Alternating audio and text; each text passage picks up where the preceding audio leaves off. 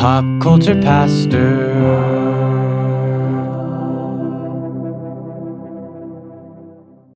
We've got breaking news. Breaking news on the program. Local news, by the way, here in Chanute. Oh, more accurately, Earlton.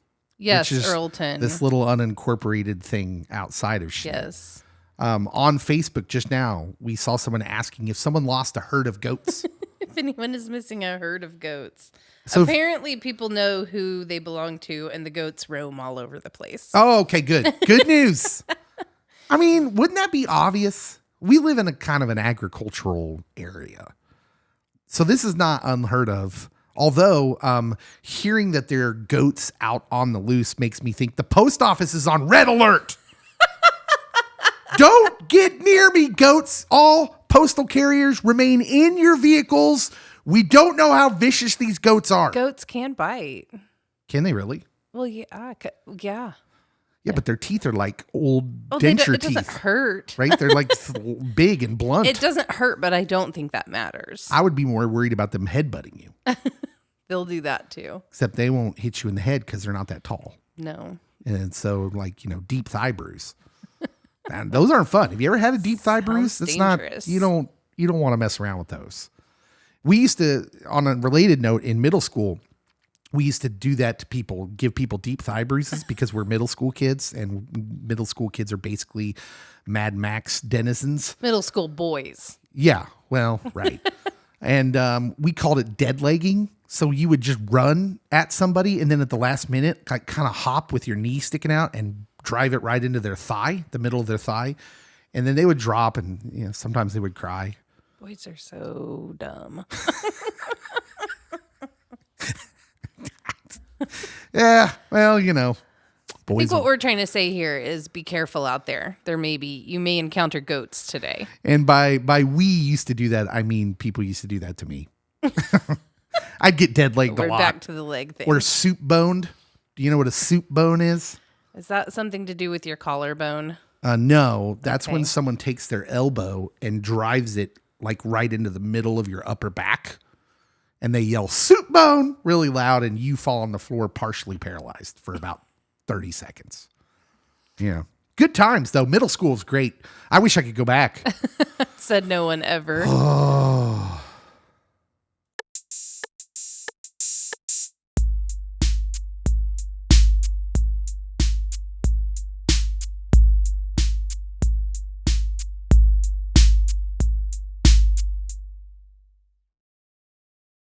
I was reading an article by Tyler Huckabee. The Huck. Yeah. He's a pop culture guy like us. He is. And he's come up with an interesting point that I'd like to talk about. Let's see if I'm going to be mad or glad with the Huck. Yeah, well, It's a 50-50. really is. 50-50 proposition. I think I'm with him on this. Let's talk Okay. about Home Alone.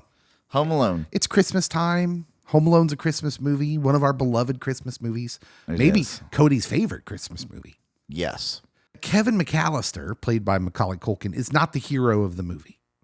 Okay. He's not the hero of the movie. In fact, he's not a great character overall. Yeah. I mean, I have to preface this with the fact that he's like a 6-year-old kid. He's 10.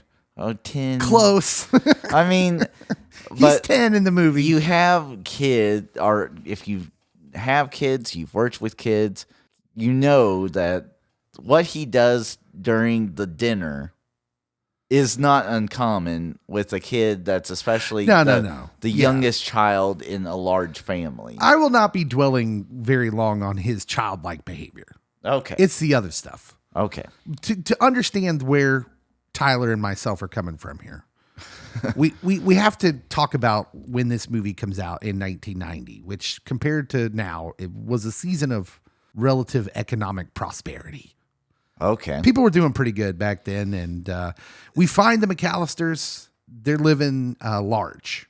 Off the H.W. Bush era. They're living large, suburban fabulous in Chicago. And also, like, they're planning a family trip to Paris. Like, that's the whole beginning of the movie. That is. And, like, who does that? How many Americans could do that? So they're not your typical family. Does it ever say what the dad does? Because that house is kind of amazing. One of the movies, I think it mentions briefly that he might be a day trader. Yeah. And the mom, she is a clothing designer. That's why he has all the mannequins during the train that makes it look like there's dancing. Yeah. Yeah. So Tyler goes a direction in his article where like their wealth is sort of disgusting. I'm not going to do that. That's like a super liberal thing to do. And Okay, that is where the Huck and I usually butt heads a little bit. Yeah. Like if they're self-made, whatever. We've talked about this before. You know, it's like being mad at Jeff Bezos for being successful. He started in a garage. Yeah. Like what? Why? Like you're mad at him because his idea hit big? We do that though. That's a human thing to do. I don't want to rail on the McAllisters for simply being rich. However, they're not very nice to each other. Oh, no. And the whole family boards an international flight minus their 10-year-old, and nobody realizes it until they're in the flight. You can blame the neighbor kid early on. That's a big accident if it was an accident. Dun, dun, dun. You could make a claim in the movie that they Gross negligence. They may have even subconsciously done it deliberately, given the choice of traveling to France with a young sociopath like Kevin McAllister, or leaving him in the relative safety of a fully stocked mansion. I guess he does have to go to the grocery store, but do we think he really had to? Do we think there wasn't enough food in that house? I would think that there wouldn't be a lot of food just because they're gone for a week. There wouldn't have been perishables. They would have gotten rid of the perishables. Yeah. But I'm betting their pantry was stocked. At any rate, I want to explore this hour the idea that Kevin McAllister is not the hero of the movie. I Home already Alone. have who the real heroes in its plural are. Oh, yeah. Okay, here we go. So the real hero of Home Alone is not Kevin McAllister. Let's talk about Harry and Marv for a second. America's favorite villains. I mean, they're hard to defend. They're not lovable or even really likable. I love them. Marv is slow on the uptake. Harry's kind of a jerk. But the McAllister family is full of jerks. Yes. Why are they automatically the heroes? I mean, they're not, most of them aren't really nice either. Kevin's not nice at all. He's getting on his cousin because he can't go through the night. He has a bedwetting problem. Dude, that's not nice. Especially concerning his cousin in real life is his brother. Like what? Is Fuller supposed to just stop drinking Coke? Yeah. I mean, why does Fuller not get to enjoy the soda pop? Because he has a bedwetting problem, then you're going to embarrass him about it? Dude, that's cold-blooded. And then all the siblings are taking the cheese pizza because they know that's all that Kevin will eat. Now, I know some people may argue that Harry and Marv are criminals, Dave. They're criminals. They're literally stealing. And yeah, we do see them engaging in criminal behavior. But let's be a little understanding.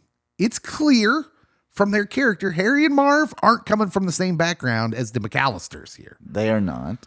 The McAllisters, who are living a life of luxury, are probably living lives that Harry and Marv couldn't even relate to. Nope. Although Harry has a gold tooth. That's a little weird. I think that's just so we can identify Harry because that's like a specific identifier for Kevin in the movie. But let's also say it doesn't excuse going on a life of crime. If Harry and Marv had it tough growing up, it doesn't excuse them to be like just, going on crime waves. But maybe, if the McAllisters were a little more generous, maybe Harry and Marv, got some help when they were younger. Maybe they would have gone a different direction. Maybe not. But let's just get to it. The true villain of the movie is Kevin McAllister. He's sadistic, man. He might be sadistic, but I don't think that he's the villain of the movie. I don't understand how Harry and Marv are alive at the end of 1. Definitely not 2. Home Alone 2, I watched that the other day with my kids. I was horrified. Marv gets hit with like 4 bricks to the head from about 100-foot drop in succession. And I'm like, dude, his skull's caved in. That is, I like didn't want my youngest to watch. I'm like, man, take him out of here. I don't want him giving him any ideas. That is the sound of a tool chest coming down the stairs. I mean, these aren't just booby traps. Kevin devises torture devices that are made to cause pain, bone crunching pain, and humiliation. Kevin clearly was a firm believer in the stand your ground laws. He's big. Kevin McAllister in Home Alone's big on defending his home and the right to do so. But what would Kevin have lost if he just ran and hid? Like, what are Harry and Marv getting away with in their van? A couple couches? Like, what are they really going to take? Something easily replaceable for the McAllisters? Like, what is he defending, per se? His cutout of his cardboard standout of Michael Jordan? That is worth defending the home. Like, we're never quite sure what it is in the house that Kevin finds so valuable that he's going to defend it and put himself in harm's way. Well, so early on, I mean, they run into him. Then he goes back to his house. And then they sneak around back, and he can see that they're there. And as a 10-year-old that's home alone, it's not really about protecting his house at that point. It's about protecting himself. And he doesn't do anything but plays the movie. And you hear snakes. The guy talk about snakes, and then Marv's like, I know I've heard that name before, snakes. And so, like, it starts off that he's just trying to make it look like there's other people there. And then it becomes clear that they're not going to leave and that they have figured out that he really is home alone. And so even if he does hide at that point, you kind of get from the second movie that, these guys might not be above doing something that could severely harm or threaten his life. But at any point, like, surely he knew some people in the neighborhood. Surely he knew where maybe the police station was. At any point, he could have just left. Phone lines were down. All I'm saying is Marv and Harry are lucky to be alive. They are. After the first movie, I will not even speak of the second movie because some of those things were atrocious. I mean, Kevin McAllister is guilty of insidious violence in the movie Home Alone against the wet bandits. There's no grace for Kevin. We've already went down a road of like empathy with Marv and Harry. Like, well, how did these guys grow up? Did Kevin afford them that? Was there any grace from Kevin? No. And in the first one, I think you can make an argument. There is some threats uttered after Marv and Harry get hurt. Mm-hmm. But I don't think before that they had any interest in doing anything but, taking some knickknacks. Oh, and flooding the house. Well, they're the wet bandits. It's their calling card. But Harry and Marv, like, okay, I get it. You probably can't say that Harry and Marv are the heroes. I never thought they were. I'm just saying that Kevin McAllister's not a hero either. So in my mind, you go, I'm going to Community when Abed attends the class of Who's the Boss, and then completely shreds the professor and identifies in every sense of the word, Angela is the boss. Angela is totally the boss of Who's the Boss. And so in this movie, you got 2, maybe 4 heroes. Okay. And the 2 obvious ones are the old neighbor next door. Because without him, there really is a chance Macaulay Culkin or Kevin is meeting his demise. Because at that point, Marv and Harry are chasing him across the neighborhood. I would say it's by Kevin's own doing. It is by Kevin's own doing, but someone still needs to be a hero. Yeah. Neighbor steps up. Neighbor. And he also helps catch the wet bandits. Yeah. And then John Candy's character, Gus Polinski, helping a poor mom get back home to her child that's been left home alone. Yeah. And you can maybe say the old people that she trades tickets with. I forgot about that part. It's definitely like, I don't like what Tyler has done here in his article where he makes it a financial thing. We don't want to judge based on how you're living, right? Yeah. So saying Kevin's the bad guy because his family's rich doesn't jive with me. Now, Kevin may be the bad guy because he defends his house in an overly aggressive way that was unnecessary. Just let him take the knickknacks, Kevin, and get out of there. What are you defending your mom's knickknacks for? It doesn't start off as defending knickknacks. No. It starts off as he's trying to protect himself because he's home alone. But he could have left. He's not out in he's not in Siberia. He's in Chicago, the suburbs of Chicago. The rich suburbs of Chicago. Does everyone leave town Christmas week in Chicago? In this suburb, they do. Well, I'm not buying that. And, you know, I don't want to make Harry and Marv the heroes just because they grew up poor. They're not the heroes. Yeah. They're just as bad. You don't get to absolve yourself of your bad decisions because you had some hard luck. So I'm not down with that either. But you mentioned it. The real hero of Home Alone is Gus Polinski, the Polka King of the Midwest. Yes. He's the real hero. Giving this lady a ride. He didn't know who she was. She could have been a serial killer. Oh, yeah. And Gus Polinski, Polka, Polka, Polka, Indiana Polka. No? Never heard it? Gus Polinski and the Kenosha Kickers are out there saving Christmas. He's selfless. He's empathetic. He's compassionate. He's the hero of the movie. Did Huckabee arrive at that conclusion? Because he should have. Yes, he did. Okay, so Huck and I agree on one thing. There was a lot of political, financial stuff in there that I'm not down with Huck's article. Like trying to make Marv and Harry the good guys. But he eventually lands on Gus Polinski, the Polka King, and the Kenosha King. And I will say, Kevin has one redeemable moment in the movie. And that is when he's talking to his neighbor at the church about burying the hatchet with his son. So that way he can actually be a part of his granddaughter's life. Yeah, he tells the old man to like, hey, forget about the conflict. And then he's like, oh, look at the time. I got to go bash in some heads.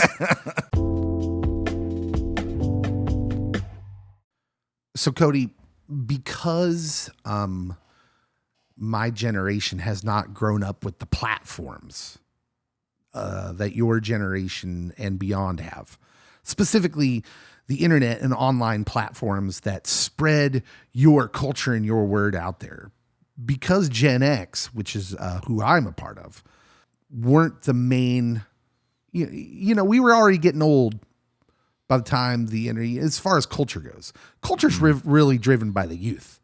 The Utes. Yeah.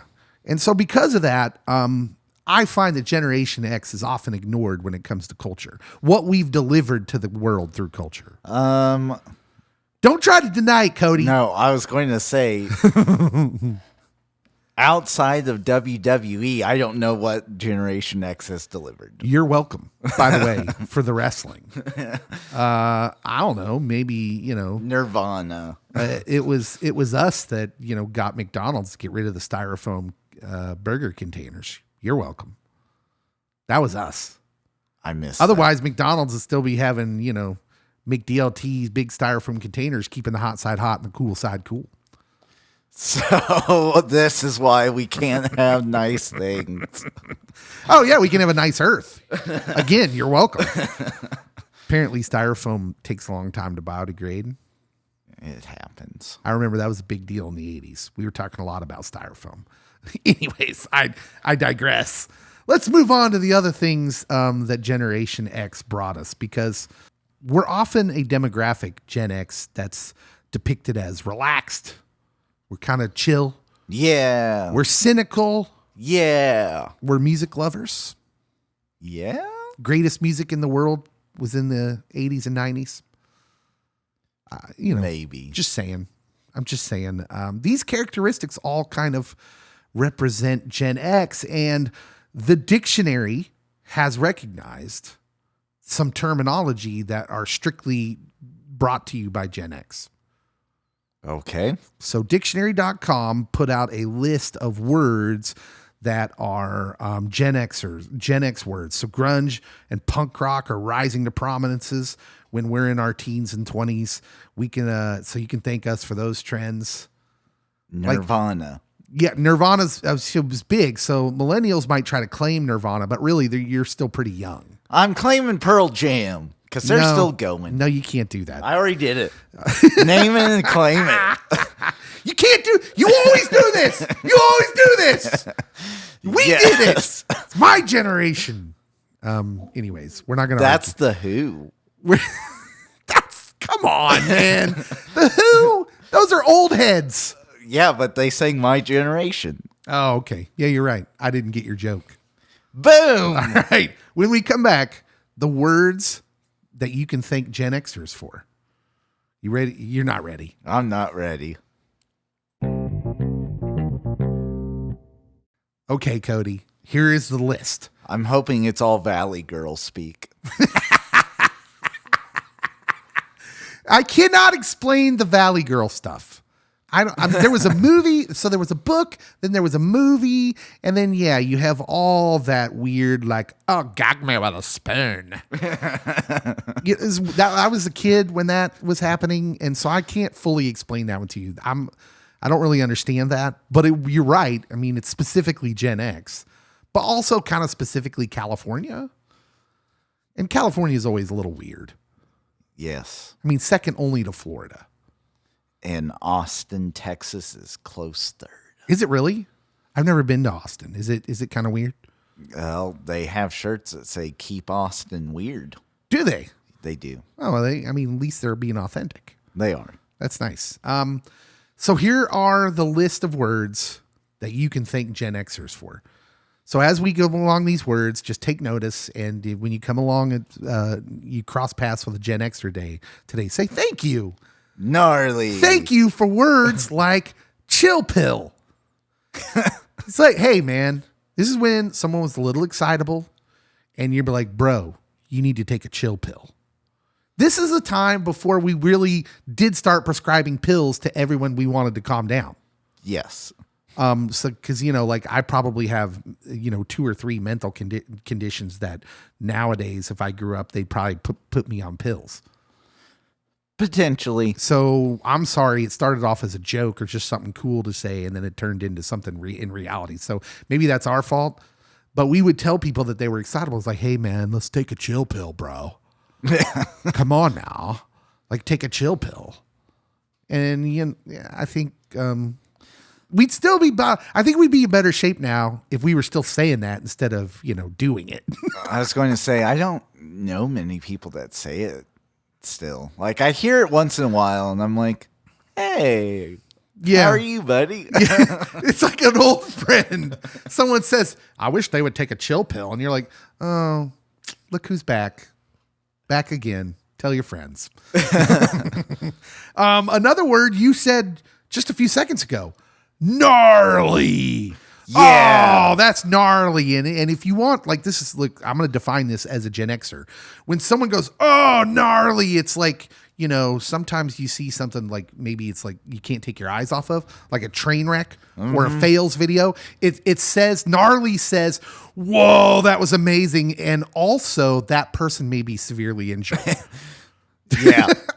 That's basically what gnarly means. Oh, gnarly. And then it kind of took off in, the regular speak. And now people will say gnarly for something where someone is seriously injured. And they got a bone sticking out of their skin and be like, oh, that's gnarly. That's a gnarly injury.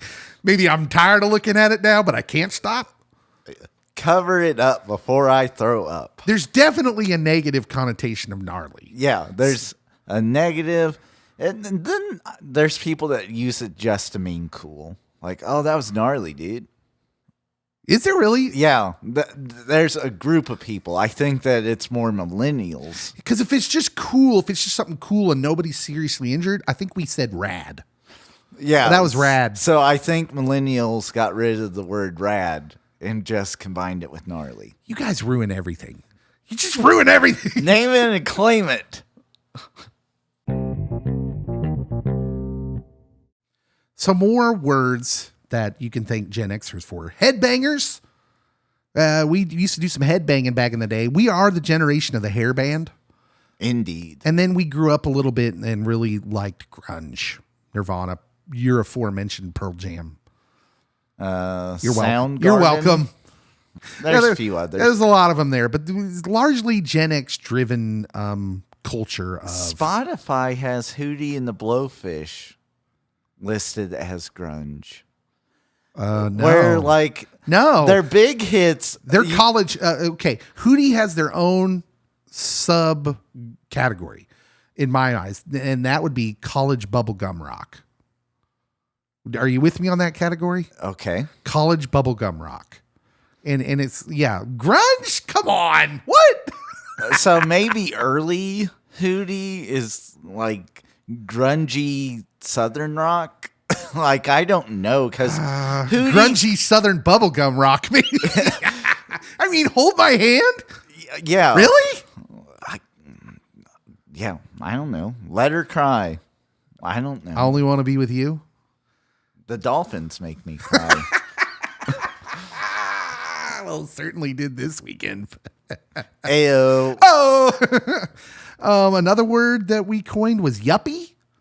Does people still say yuppie? Yeah, but I think that it's kind of in like a chic, funny way. So yuppie, like as I was growing up and got older, I understood yuppie to mean like a young rich person, but actually it was short for young urban professional or young upwardly mobile professional, a term coined in the early 1980s for a young professional person working in a city.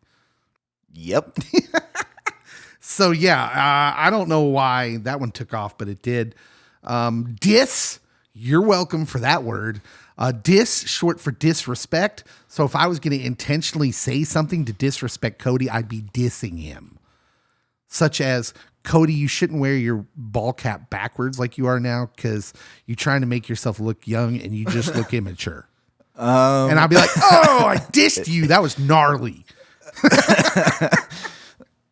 Put that on a diss track. Yeah, that's what, rappers started putting down diss tracks. They did. Short for disrespect. Another word was hella, which we're on a Christian station. I don't know that we want to promote that one, but basically it meant very. This food is very hot. And we could say hell is hella hot. Yes. Gwen Stefani was the one that introduced it to my vocabulary because she was feeling very good. And Gwen is a what? She's a Gen Xer. She is. Also, you're welcome. You're welcome, America, for No Doubt and Gwen Stefani. Another word we introduced into the lexicon, tripping. You're tripping, bro. That is like, so if Cody's being extra millennial and he's pretending to not pick up what I'm throwing down, then Cody will be tripping. Usually am. Yeah, that one starts way back. Apparently, dude is a Gen X term. I'm thinking like Sean Penn's character in Fast Times at Ridgemont High. Yeah. Jeff Spicoli says dude a lot. Dude, you're tripping, dude. You're tripping. You need to take a chill pill. I saw a gnarly accident on the way here. This is amazing. I think we need to just go back to saying these words. Did they ever leave the lexicon? They are not to the max, which is another phrase that's on the list. Although I haven't heard anybody say to the max in a long time. I'm thinking, are they going to the max? That's in Saved by the Bell. I was to say, unless they were going to the max on Saved by the Bell, we got to go to the max.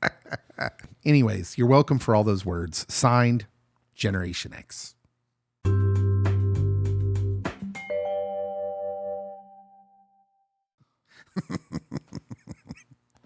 Sometimes I crack myself up. It happens. I should not have hit the go button. That's the moral of the story. I was not ready, but the song was ending. It was. And we needed to go. I have an interesting story that I want to talk about, Cody. And this one stars Robert De Niro. Bobby De Niro. I did not realize you were going to get so excited about Robert De Niro. Bobby to those of us that are close. I'm sorry, your friend Bobby De Niro, Cody's close personal friend, Bobbert De Niro. By the way, he doesn't appear in this story. It's just his apartment. Oh, so and maybe his Christmas gifts. Oh, poor Bob. A woman allegedly, this is according to Yahoo News, a woman allegedly broke into actor Robert De Niro's Upper East Side townhouse early Monday morning and began snatching up Christmas presents from under his tree, according to police. Was it the Grinch?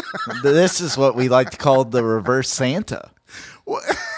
Wait, what is happening? I have so many questions just about that sentence. Like, literally, I want to know, did she know this was Robert De Niro's apartment? Yes, that's question number one. How did she know? Like, if she was just breaking into a random rich person's apartment, then the story becomes a little less interesting.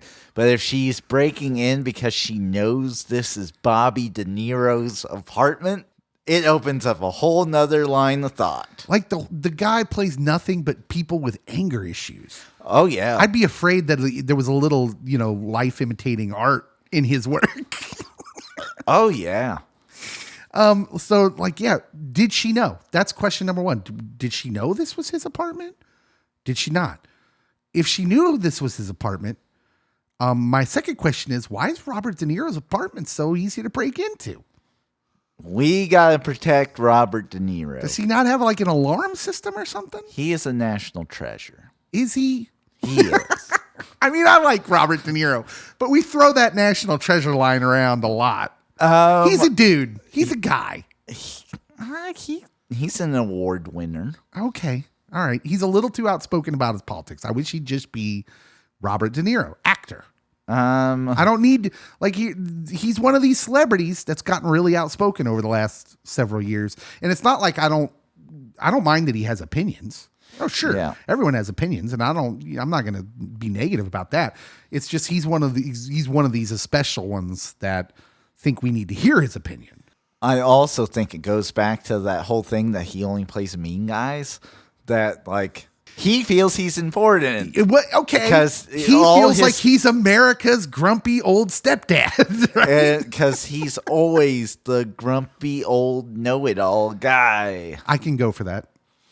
I have a new look on his opinions now. I can go for that. You go, Bob. So 30-year-old Shanice Aviles was arrested on burglary charges after she was spotted entering De Niro's home at 2:45 a.m., police said. Police were following her because she was wanted in connection with 6 other burglaries. Okay, so it's not looking like this was we're going after Bob De Niro. So do you think she was just unlucky? I mean, she was already being suspected and followed by police.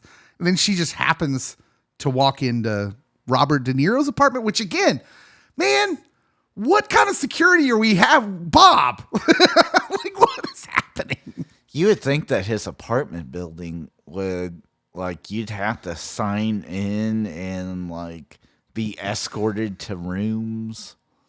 Police report says that early Monday morning, police saw her entering Robert De Niro's townhouse on East 65th Street. Did the police just dox Robert De Niro? Now I know where to find him. They just doxed him. When she didn't come out, police entered the home and saw her taking presents from under the Christmas tree and putting them into a bag. She really was doing the anti-Santa. Nice. Oh man. This is wild.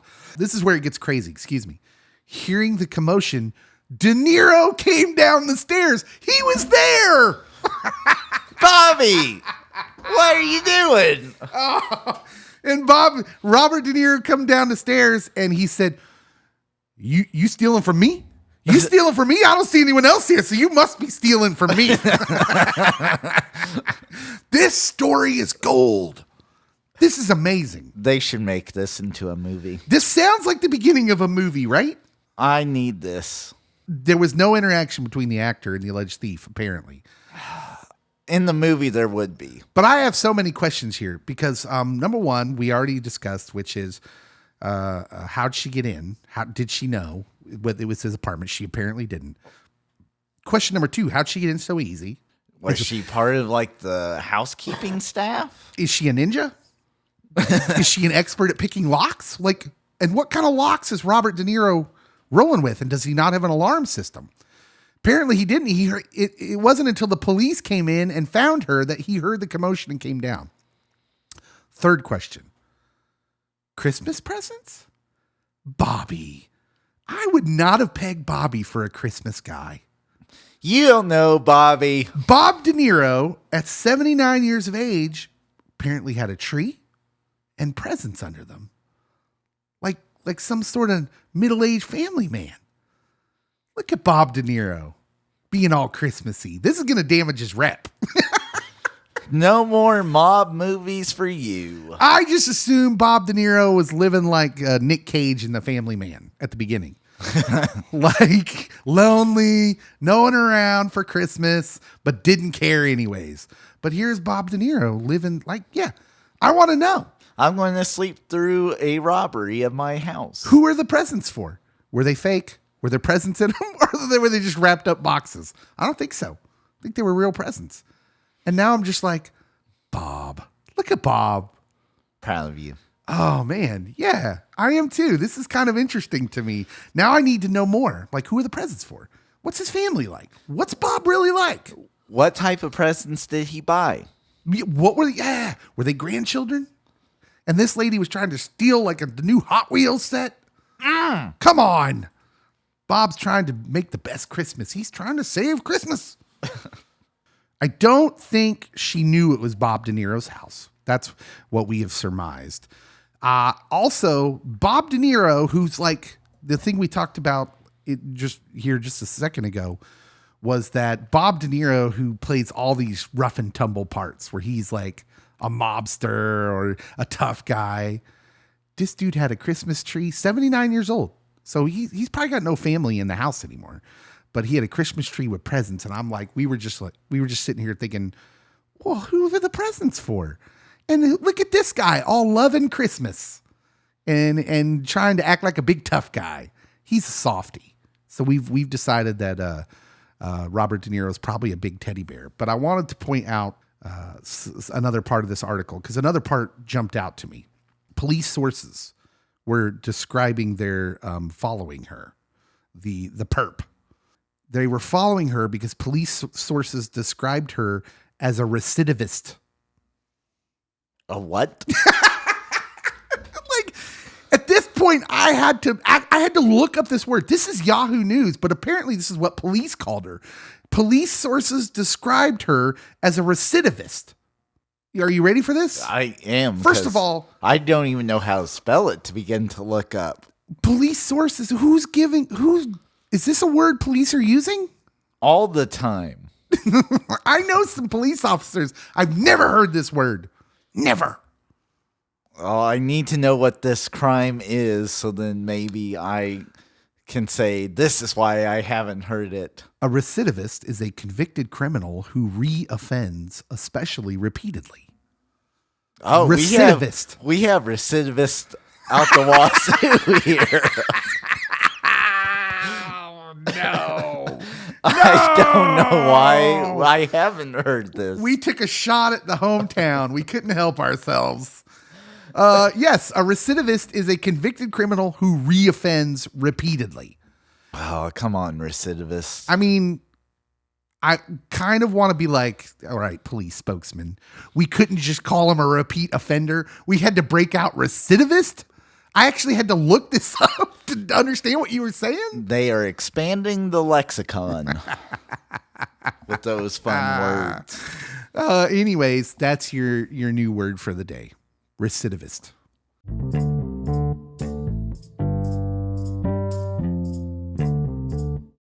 Hey everybody, Dave here. What you have just listened to are bits and pieces of our radio show. We have a radio show on KFEX Firescape Radio located in Chanute, Kansas.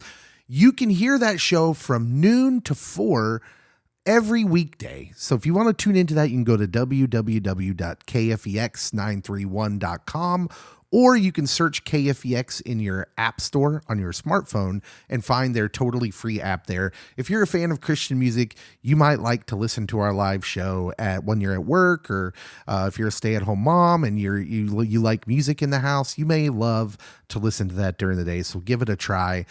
We would also direct you to our podcast, Pop Culture Pastor. That's probably why you're listening anyways to this version of what we do. As always, subscribe to the podcast, follow us on our social medias on Facebook and Twitter. It helps us out when you share it, when you review and rate us on our podcast homes. And of course, follow us on social media and share our stuff there. So thank you so much for listening. We love all of you guys so much. We have such a great community of listeners, and we'll see you when the regular pod drops on Friday.